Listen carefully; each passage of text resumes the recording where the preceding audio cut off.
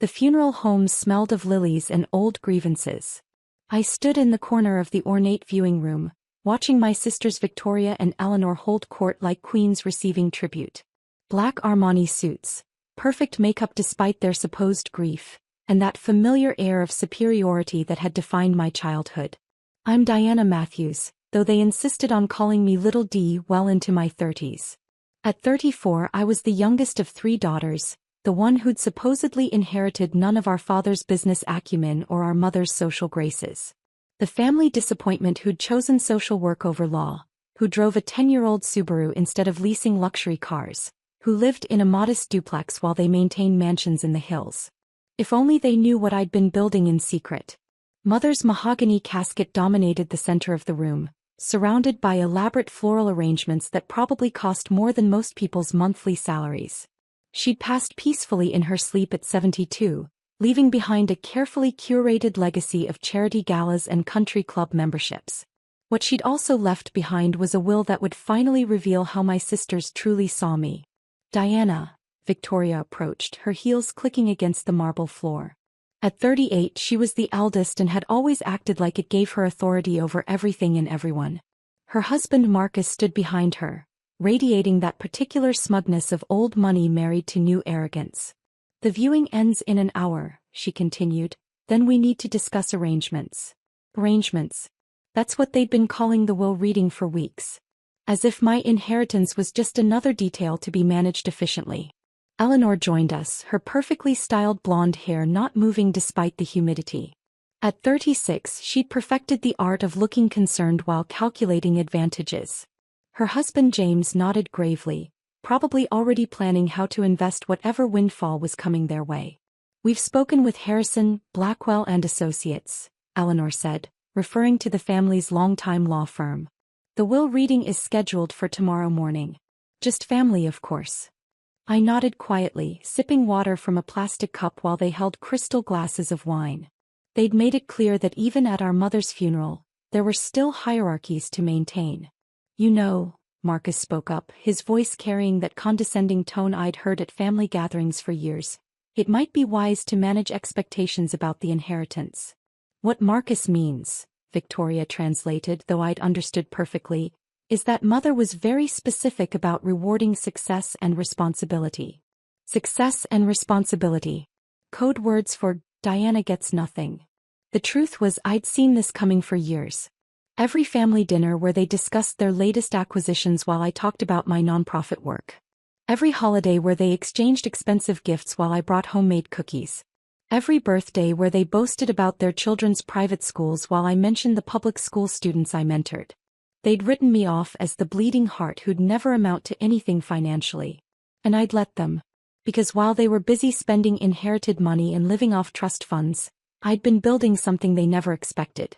Something that would shake our family's foundation tomorrow morning. The next day arrived gray and drizzly, matching the mood as we gathered in the conference room of Harrison, Blackwell and Associates. The law firm occupied the top 3 floors of downtown's most prestigious building, all dark wood and intimidating portraits of founding partners.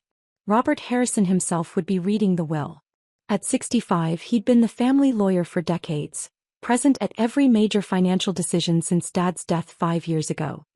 He sat at the head of the polished conference table, manila folders arranged precisely before him. Victoria and Marcus took seats on one side, Eleanor and James on the other. I sat alone at the foot of the table, isolated as always. The symbolism wasn't lost on anyone. Before we begin, Robert cleared his throat, I want to express my condolences again. Your mother was an extraordinary woman who built a remarkable legacy. A legacy that included 3 luxury properties, a portfolio of investments, and the controlling interest in Matthews and Associates, the boutique consulting firm Dad had founded. Conservative estimates put the estate at around $15 million. Not billionaire money, but enough to ensure my sister's comfort for life. Now, Robert opened the first folder, your mother's will is quite detailed. She wanted to ensure her wishes were perfectly clear. Victoria leaned forward slightly. Eleanor's manicured fingers drummed silently against the mahogany table. Their husbands tried to look appropriately solemn while practically counting dollar signs. To my daughter Victoria, Robert began reading, I leave the Beacon Hill townhouse, valued at approximately $2.3 million, along with the associated furnishings and my collection of antique jewelry. Victoria smiled, a satisfied curve of perfectly glossed lips. The townhouse had been in our family for 3 generations. To my daughter Eleanor, I leave the Martha's Vineyard estate, valued at approximately $1.8 million, along with the yacht Serendipity and my art collection. Eleanor squeezed James's hand under the table. The Vineyard house was where we'd spent childhood summers, where Eleanor had always claimed she'd raise her own children someday. Robert paused, looking directly at me. To my daughter Diana. Here it came. The charitable remainder trust with restrictions. Maybe a small cash gift with conditions about how it could be spent. Something that would keep me grateful but dependent. I leave my love, my pride, and my apologies for not understanding sooner what she was truly building. The room went silent. That wasn't the usual language of inheritance law. What does that mean? Victoria demanded. Where's her portion? Robert continued reading. I leave Diana nothing from my estate because she has already surpassed anything I could give her. The documents in her possession will explain everything. All eyes turned to me. I reached into my briefcase and pulled out a thick folder, placing it calmly on the table. I was wondering when we'd get to this part, I said quietly. Victoria's face reddened. What are you talking about? Documents? What documents? I opened the folder, revealing property deeds, corporate filings, and financial statements. All bearing official seals, all completely legal, all absolutely real. Well, I began, since we're discussing inheritance, let me show you what I've been inheriting. I slid the first document across the table. A property deed dated 18 months ago.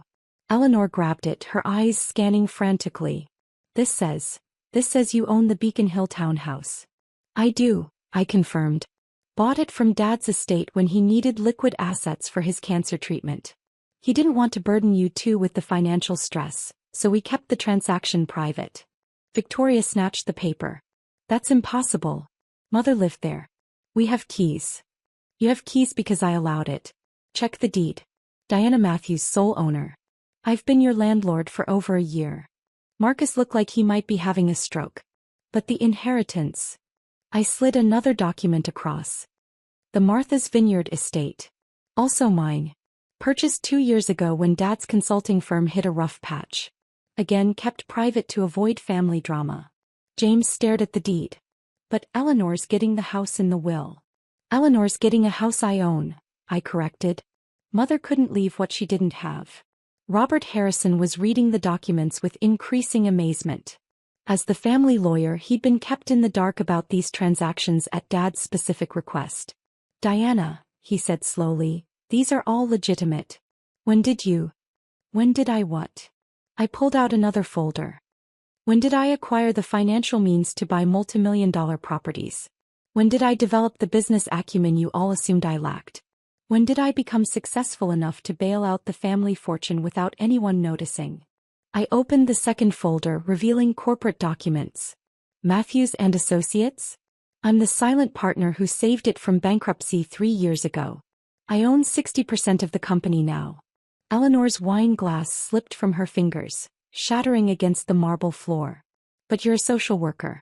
You make $45,000 a year. I make $45,000 a year from social work, I clarified. That's my hobby. My actual job is running Compass Holdings, a private equity firm specializing in distressed asset acquisition and restructuring. I pulled out the next document. Annual revenue last year, $127 million. Personal net worth as of this morning, $43 million. The silence that followed was deafening. Victoria's perfect composure cracked. Marcus loosened his tie like it was choking him. Eleanor stared at the papers like they were written in a foreign language. But how? Victoria whispered. When? We would have known. I smiled sadly. You would have known if you'd ever asked. If you'd shown interest in my life beyond pitying me. But you were too busy assuming I was a failure. I pulled out my laptop, opening a presentation I'd prepared for this moment. Compass Holdings started 8 years ago with a $50,000 inheritance from Grandma Rose. Remember her? The one whose funeral you all skipped because it wasn't prestigious enough. The laptop screen showed a timeline of acquisitions. Property after property, company after company, all bought strategically over the years. While you were spending trust fund money on luxury cars and country club memberships, I was learning. MBA at night school. Series 7 license. Real estate certification. Building relationships with distressed property owners who needed fast, cash solutions. Robert leaned forward, studying the documents. Diana, this is extraordinary. You've essentially been supporting the family estate for years without them knowing. Supporting and protecting, I agreed. Dad was proud but worried. His medical bills were enormous. The consulting firm was struggling in the recession. He didn't want his daughters to know how close we came to losing everything. I clicked to the next slide. So we made a deal. I'd quietly acquire the properties and keep them in the family. He'd maintain appearances while getting the medical care he needed. Everyone stayed comfortable and the family name remained untarnished. Victoria found her voice. But the wills. Mother's will. It says we inherit. You inherit properties I own, I finished. Mother knew the truth.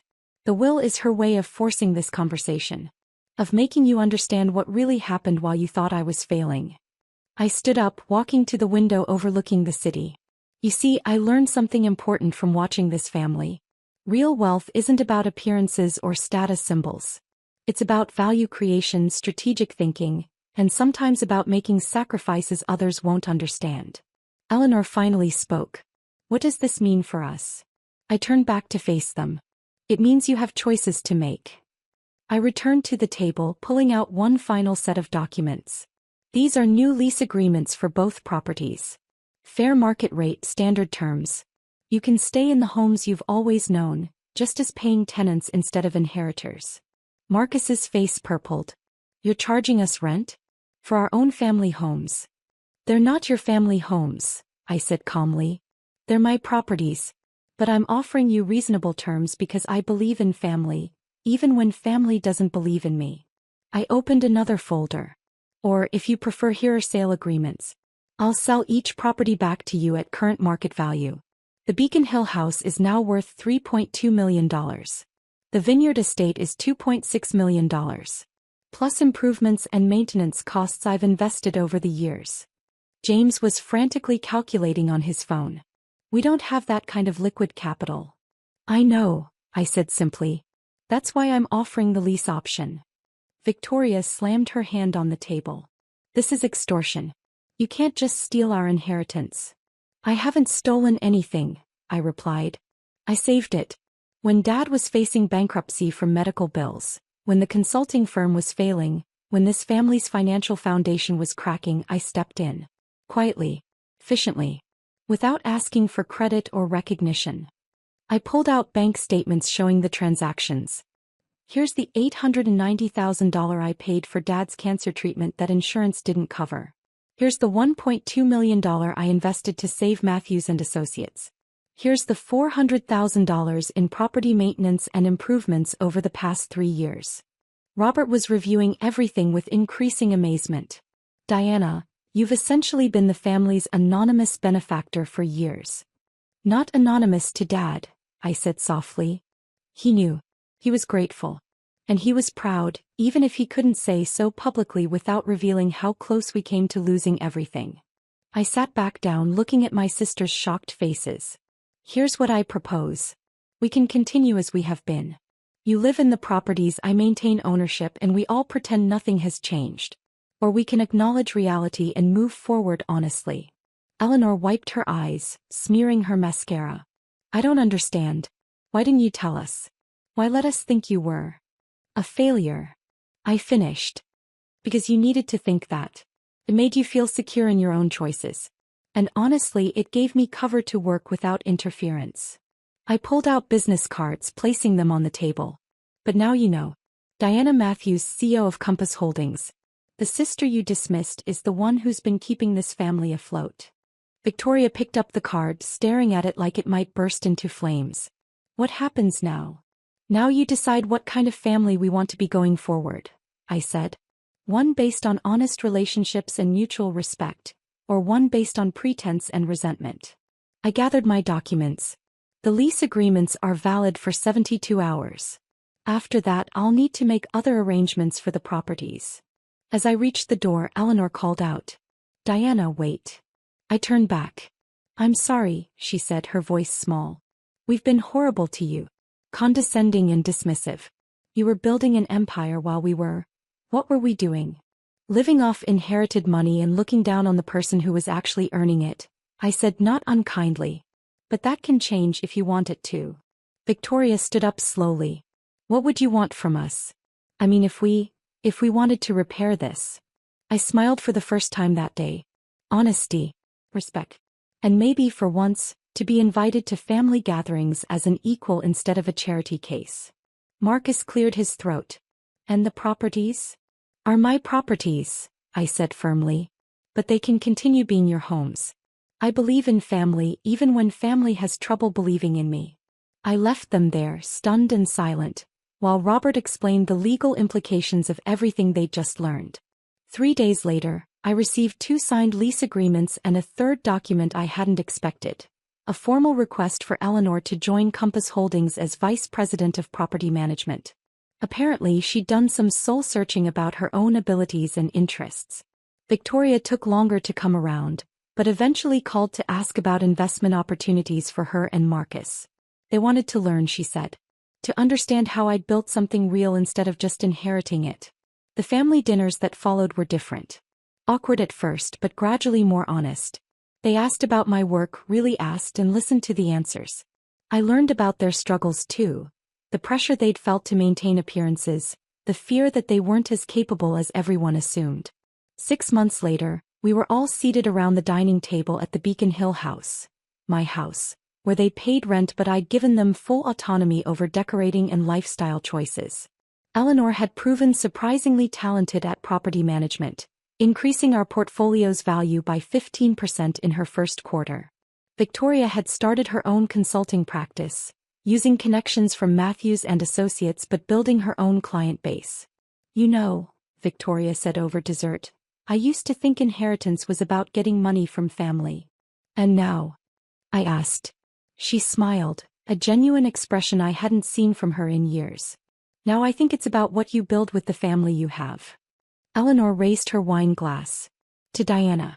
For saving us from ourselves even when we didn't deserve it." I raised my water glass. "Some habits die hard. To family. The kind you choose to be, not the kind you inherit." As we toasted, I looked around the table at these women who'd once dismissed me, who now treated me as an equal, who'd learned that success isn't about where you start but what you build along the way. The documents that had shocked them that day in the lawyer's office were framed now in my own office downtown. Not as trophies but as reminders. Reminders that sometimes the greatest inheritance isn't money or property. It's the knowledge that you can build something meaningful, even when no one believes you can. And sometimes, if you're very lucky, you can use that success to build something even more valuable. A family based on respect instead of assumptions, on reality instead of pretense. The girl they'd called Little D was gone. In her place was Diana Matthews, CEO, property owner, and finally, truly their equal.